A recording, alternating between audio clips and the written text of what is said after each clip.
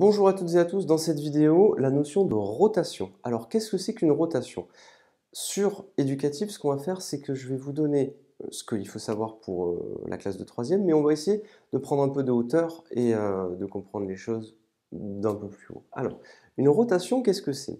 Une rotation, comme son nom l'indique, c'est quelque chose qui va faire tourner quelque chose. Alors, en rouge ici, j'ai le point O, et ce point O, qui est ici, il est fixe, il ne bouge pas, et c'est ce qu'on appelle le centre de la rotation. C'est le centre de la rotation, tout simplement. Ma rotation, qu'est-ce qu'elle va faire? Elle va faire tourner un point. Donc le point M qui est ici, ce point M, il va tourner, et on va le faire tourner comme ceci, vous voyez, mais on va le faire tourner d'une certaine manière. Donc, on va le faire tourner, on va utiliser un angle de 45 degrés, et on va le faire tourner comment? Dans ce sens-là.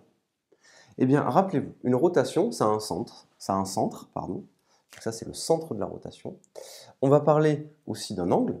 Donc ici, l'angle considéré ici pour cette rotation, c'est un angle de 45 degrés.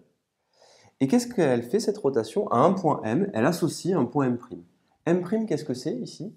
C'est l'image de M par la rotation de centre O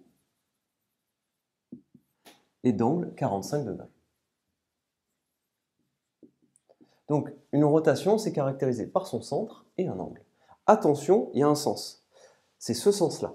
C'est le sens inverse des aiguilles d'une montre. Et quand vous serez au lycée, vous appellerez ça le sens trigonométrique. D'accord? Donc, je récapitule. Une rotation, ça a un centre, un angle, un sens, qui est de manière conventionnelle le sens inverse des aiguilles d'une montre, mais on appelle ça le sens trigonométrique. Ça, vous le verrez quand vous serez au lycée. Et une rotation, à un point, elle associe un autre point. Je l'ai écrit ici, la rotation de centre O d'angle 45 degrés transforme M en M'. Ce mot-clé est important. Pourquoi? Parce qu'une rotation, c'est ce qu'on appelle une transformation du plan. C'est une transformation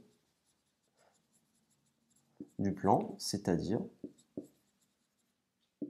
vous pouvez le résumer comme ça, à un point, j'associe un autre point. C'est un petit peu ça l'idée. Alors, vous allez me dire, mais on pourrait le noter plus simplement. On pourra noter cette rotation, au lieu d'écrire toute cette phrase-là, on pourra dire R, O. On pourrait même rajouter un petit 45 pour signifier que c'est la rotation de centre O et d'angle 45 degrés. Et à M, elle associe M'. Ça ressemble un petit peu aux fonctions. À X, j'associe f de X. Et bien à M, j'associe M', tout simplement.